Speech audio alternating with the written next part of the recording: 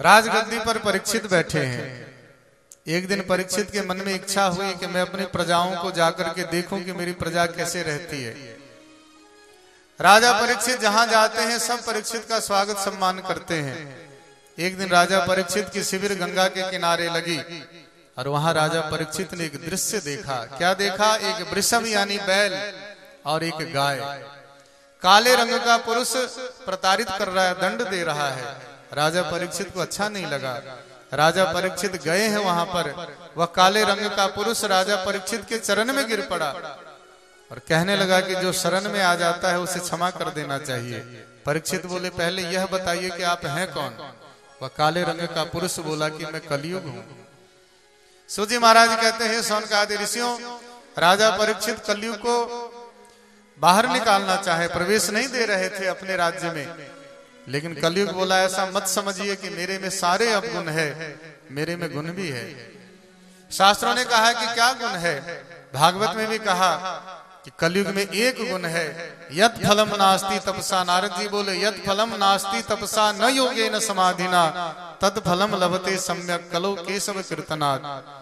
और युगों में जिस फल की प्राप्ति तपस्या योग समाधि से होती थी, कलयुग में भगवान के भजन कीर्तन से उस फल की प्राप्ति होगी। रामायण में गोस्वामी जी बोले, कलयुग केवल नाम आधारा, सुमरि सुमरि नर उतरहि पारा। नाम की महिमा है, ये गुण है कलयुग में। गोस्वामी जी एक जगह और बोले, कलयुग सम नहीं आन युग, जो नर कर विश्वास, गाय राम गुण गण विमल, भवतर बिनहि प्रयास। नाम रूपी डोरी को पकड़ के हम भवसागर से पार हो सकते हैं।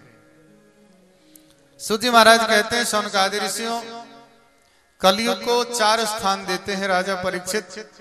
देवतम पानम स्त्रियः सोना यत्र धर्म चतुर्विध। कलयुग 4 स्थान पर रहेंगे। जुए के अड्डे पर छल के रूप में, मदिरालय में मद के रूप में, वेश्यालय में काम के रूप में, और जहां हिंसा होती है वहां क्रूरता के रूप में। 4 स्थान कलयुग के हैं। कलयुग बोला, मेरे कहने से एक स्थान दीजिए। परीक्षित बोले, पूछो, बोलो। कलयुग बोला, स्वर्ण यानी संपत्ति, धन में मेरा वास हो। राजा परीक्षित सोच में पड़ गए, लेकिन शास्त्रों से संत से पूछा गया कि यदि कलयुग का वास धन में है, संपत्ति में है, स्वर्ण में है, स्वर्ण में मेरा वास हो, इसका तात्पर्य सबके भीतर कलयुग है। तब संतों ने कहा ऐसा नहीं है। जिसके जीवन में भगवान की भक्ति है, जिसके जीवन में भगवान का नाम है, जिस धन से, शास्त्रों ने कहा कि भगवान ने यदि आपको धन दिया है तो वह धन सिर्फ भोग के लिए नहीं दिया है, उस धन से थोड़ा धर्म भी होना चाहिए। आप लोग सुनते हो कि लक्ष्मी यदि हमारे घर अकेले आती है तो किस पर बैठकर आती है? लक्ष्मी जी यदि हमारे घर आती है अकेले तो किस पर बैठकर आती है? उल्लू पर बैठकर आती है। और वही लक्ष्मी नारायण के साथ आती है तो गरुड़ पर बैठकर आती है। एक छोटे से उदाहरण से समझ लो। आपको किसी घर से निमंत्रण आया, भाई विवाह है, कोई सिल्वर जुबली है, कोई गोल्डन जुबली है, गोल्डन से भी ऊपर होता है, कोई कौन सा होता है? प्लेटिनम जुबली है। बहन जी आना तो पड़ेगा, सह परिवार आना, और वो उस दिन जाना है आपको। घर में कोई नहीं है, आप गए अकेले। लेकिन अकेले जब आप जाओगे तो स्थिर होकर के थोड़ा ना बैठोगे, थोड़ी देर बैठोगे, लिफाफे पे पकड़ाओगे, थोड़ा चाय पानी पियोगे, अच्छा बहन जी जाना है। और वही लक्ष्मी, वही आप अपने पति के साथ कहीं पर जाओ तो थोड़ा स्थिर होके बैठते हैं ना, कोई बात नहीं चले जाएंगे। कहने का तात्पर्य, लक्ष्मी अकेले आपके घर आएगी, चंचल होकर के आएगी और आपके मन को भी चंचल बनाएगी। और लक्ष्मी यदि भगवान नारायण के साथ आएगी तो स्थिर होकर के आएगी। कहने का तात्पर्य, धन तो सबको चाहिए, लेकिन जो धन भगवान के साथ हो वह धन स्थिर रहता है, और जो धन संसार के साथ हो वो धन कभी स्थिर नहीं रहता।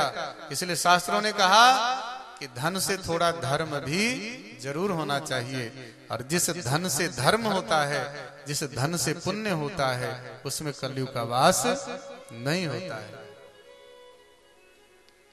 राजा परीक्षित गाय को प्रार्थना किए, वृषभ यानी बैल को प्रार्थना किए। गाय कोई और नहीं है, पृथ्वी है, वृषभ कोई और नहीं है, धर्म है। राजा परीक्षित धर्म रूपी वृषभ से प्रश्न कर दिए, ये कलयुग आपको दंड क्यों दे रहा है? धर्म बोले मुझे भी नहीं पता। धर्म राजा परीक्षित से बोले कि किसी को नहीं पता कि व्यक्ति को सुख क्यों मिलता है और व्यक्ति को दुख क्यों मिलता है। ये सुख और दुख हमारे हाथ में नहीं है।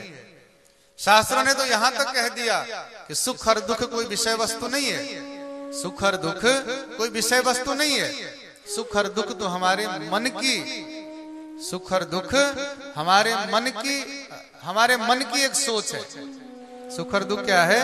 हमारे मन की एक सोच है। गर्मी के महीने में एक व्यक्ति सुखी होकर के सड़क के किनारे चारपाई पर सो जाता है और उसी गर्मी के महीने में एक व्यक्ति दुखी होकर के पलंग पर भी नहीं सो पाता।